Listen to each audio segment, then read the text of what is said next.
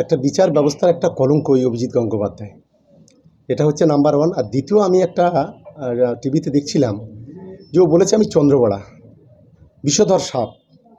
তা বিষধর সাপকে কিভাবে বশ মানাতে হয়, তাদের কিভাবে ওই ঝুপড়ির মধ্যে পড়তে হয়, সেটা আমাদের ওজা হলো মমতা বন্দ্যোপাধ্যায়, অভিষেক বন্দ্যোপাধ্যায়, তারা খুব ভালো মতো জানে। ওই ধরনের চন্দ্রবড়া, ওই ধরনের গোখরোকে ওই ঝাঁপির মধ্যে ঢোকাতে, এটা মমতা বন্দ্যোপাধ্যায়, অভিষেক বন্দ্যোপাধ্যায় ভালো জানে। আর ও যদি তমলুকে যা দাঁড়ায়, তমলুকের মানুষ তো খুব ভালো মতো জানে। আর আমাদের ওখানে যিনি ভোটে দাঁড়িয়েছে, দেবাংশু ভট্টাচার্য, একটা বাচ্চা ছেলে, ইতিমধ্যে তো আমার মনে হয় বিজেপির নেতাদের অনেকটা লেজে গৌরে করে ফেলেছে। আর আগামী দিনে এই জাতগোখরগুলোকে, এই চন্দ্রবড়াগুলোকে গর্তর মধ্যে ঢোকাতে যা যা ব্যবস্থা, এটা দেবাংশু করবে। এই ছ্যাঁচড়টা আরেক শাহজাহান, এর কোনো যোগ্যতা আছে অভিজিৎ গাঙ্গুলির মতো একটা লোকের পায়ে জল দেওয়ার? বাকি তো ছেড়ে দেন। এবারে লোকসভা ভোট কি এরা যত মুখ খুলবে আপনারা দেখাবেন এইসব লোককে। আপনারা এর আগে কেষ্টকে দেখাতেন, এখন কেষ্ট দেখাতে পাচ্ছেন না। আপনারা শাহজাহানকেও দেখিয়েছিলেন, বলছিলেন চামড়া টামড়া গুছিয়ে একবারে সব ইডি সিবিআই কি যেন ছিঁড়তে পারবে না বলছিলেন শাহজাহান, আমার মুখে আসবে না। দেখুন, আমি একটা বলি, আমি মহামান্য নির্বাচন কমিশনকে আমি অনুরোধ করব যে আপনি ওটা 7 দফা না করে এখানে 23টা জেলা 23টা দফা করুন। আপনি এখানে 920 কোম্পানি যদি আধা সামরিক বাহিনী দিয়েছেন বাংলায়, এটা 9200 কোম্পানি করে দিন। তারপরেও বাংলায় 42টা সিটের মধ্যে 35টা সিট তৃণমূল কংগ্রেস পাবে, যতই চেষ্টা করুন। আর ক্যানিং পূর্বে আমি বলবো যে শুধুমাত্র বুথে 3-4টে করে নয়, আমি চাইছি ক্যানিং পূর্বের যে 272টা বুথ আছে, এই 272টা বুথে তো 8 জন করে দিন, আর প্রত্যেকটা বাড়িতে 4 জন করে দিন। তারপরেও 2 লক্ষের বেশি ভোটে তৃণমূল কংগ্রেস এখান থেকে জিতবে। আটকাবার ক্ষমতা বিজেপির ঠাকুরদার নেই আর শুভেন্দুর নেই। এটা আমি আজকের অন ক্যামেরা আজকে পরিষ্কারভাবে বললাম। ভাঙড়ে তৃণমূল থার্ড হবে এইটুকু বলতে পারি। গুন্ডামি করতে দেবো না, গুন্ডামি করতে দেবো না। সাংসদ দেবেন গোবেরা টুইট করে বলেছেন যে বিজেপি নোংরা কৌশলগুলির জন্য ইলেকশন কমিশনের মতো একটা প্রতিষ্ঠানকে ধ্বংস করছে। বিজেপি কি লোকের মুখোমুখি হতে এতটাই নার্ভাস? এর প্রশ্নের উত্তর দেব না। ভারতবর্ষের সংবিধান সম্পর্কে না জানার ফলে এইসব কথা বলছি। এই ধরনের সংসদীয় রাজনীতি, ইলেকশন কমিশনের ক্ষমতা এবং সংবিধান সম্পর্কে না জানলে এসব কথা হয়। ভারতবর্ষের সংবিধানের শেষ কথা হচ্ছে ভারতবর্ষের সংসদ। সংসদের অনুমোদিত আইন অনুযায়ী সবাই চলে, এবং ডেরেক ব্রায়ানের দল পশ্চিমবঙ্গে সংবিধানের 4টা স্তম্ভকেই ক্ষতবিক্ষত করেছে। উনি কোথায় ছিলেন যখন রিপাবলিক টিভির সন্টু পানকে কর্মরত অবস্থায় গ্রেপ্তার করে? উনি কোথায় ছিলেন এবিপি আনন্দের প্রকাশ সিনহার ঘর যখন তছনছ করে? এবিপির ভাইস প্রেসিডেন্ট সুমন দে থেকে এখন ইউটিউবার শুদ্ধশীলের বাড়িতে পুলিশি অত্যাচার যখন হয়, তখন কোথায় ছিল এইসব বড় বড় কথা, বিবেকের যন্ত্রণা?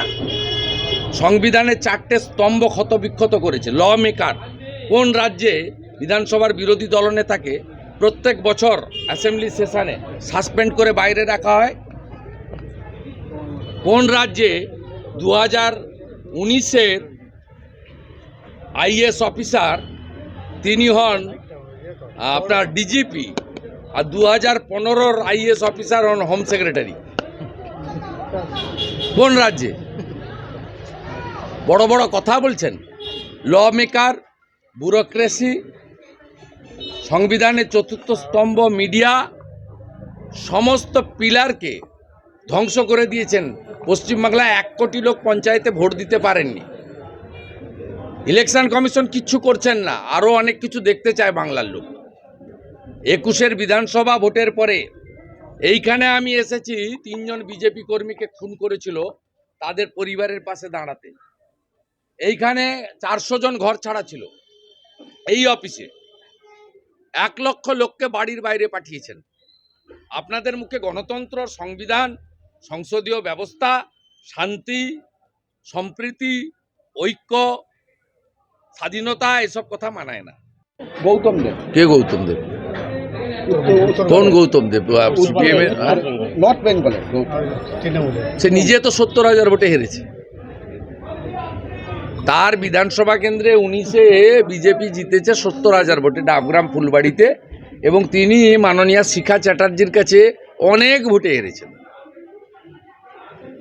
হারাধনদের মুখে এসব কথা মানায় না। যেমন দোকান কাটা মমতা ব্যানার্জি আমার কাছে হেরে মুখ্যমন্ত্রী হয়েছে।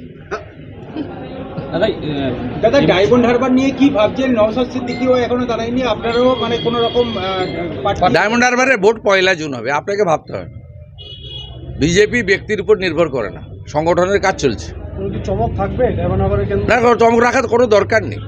পদ্ম ফুলে লোক ভোট দিবে। এই ভোটটা প্রার্থীর জন্য নয়, শুভেন্দু অধিকারী অনির্বাণ গাঙ্গুলির ভোট নয়, মনোরঞ্জন জোরদারের ভোট নয়।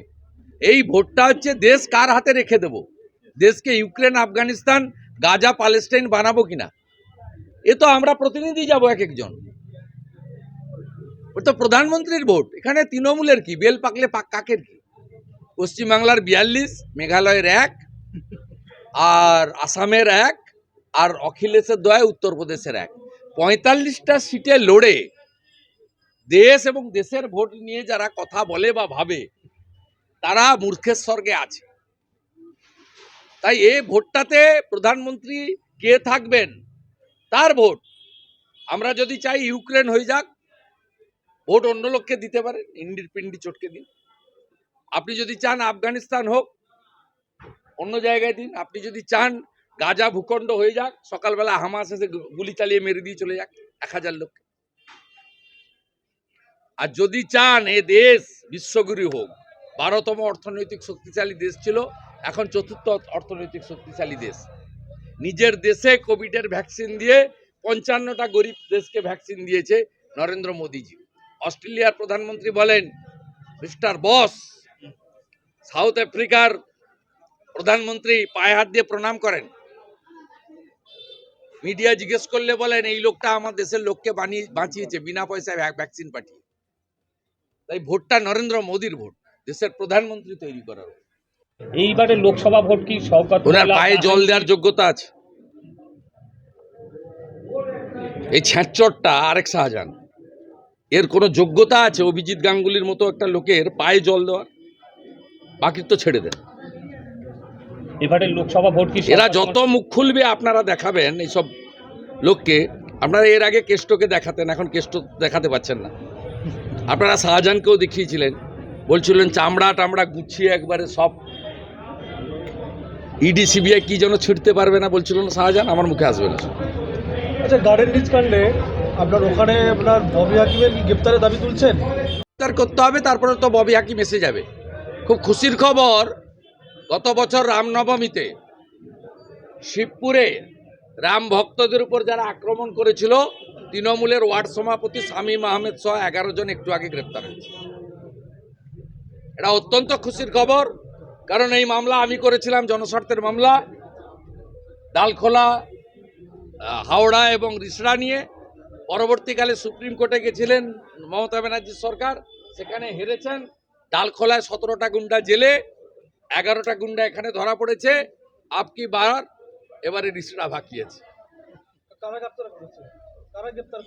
যাদের তদন্তের আদেশ দিয়েছে মহামান্য কোর্ট, ন্যাশনাল ইনভেস্টিগেটিং।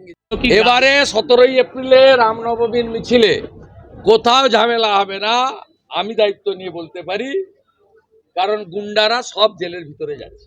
যাতে এবারে কি ডায়মন্ড হারবারে জাহাঙ্গীর বা শামীম বা শওকত মোল্লার মতো নেতা যাদের বিরুদ্ধে আপনারা বারবার ভোট লুটে অভিযোগ করেন, সেটা এজেন্সি বলতে পারবে। আমি এজেন্সির ব্রিফ তো না, এর এজেন্সির ব্রিফ নিইনি। গুন্ডামি করতে দেবো না, নতুন ডিজিকে কোনো বার্তা দেবেন? গুন্ডামি করতে দেবো না। নতুন ডিজি প্রতি কোনো বার্তা দেবেন? নতুন যে ডিজি হয়েছেন কোনো বার্তা দেবেন? না, বার্তা দিয়ে কোনো লাভ নেই। ভোট সিএপিএফ কে করতে হবে, সেন্ট্রাল ফোর্সকে দিয়ে করতে হবে। ভোট দেখেছে, এত মৃত্যু দেখেছে, যারা ভোট দিতে পারি তাদের জন্য কোনো বার্তা? না না, বার্তা তো সকলেই ঐক্যবদ্ধ। আমাদের বার্তা দিয়ে গেছেন আমাদের নেতা নরেন্দ্র মোদী আরামবাগের মিটিংয়ে, যে পশ্চিমবঙ্গে 42টা আসনই বিজেপির বা ইন্ডিয়ার জেতা উচিত। এক, দ্বিতীয় হচ্ছে পশ্চিমবঙ্গে আসল সমাধান হলো মমতা ব্যানার্জির সরকারকে গণতান্ত্রিকভাবে মানে ভোটে হারিয়ে তাকে প্রাক্তন করে বা পরিবর্তন করে দেওয়া। এটা মোদিজি বলে গেছেন, এবং তিনি বলেছেন ম্যাক্সিমাম সিট যদি আপনারা এটাই দিতে পারেন, তাহলে বিধানসভা নির্বাচনেও এখানে পরিবর্তন হবে এবং বাংলার মানুষ একটি বিকাশবাদী, ডবল ইঞ্জিন এবং মানব কল্যাণ, মানব হিতার্থে সরকার পাবেন।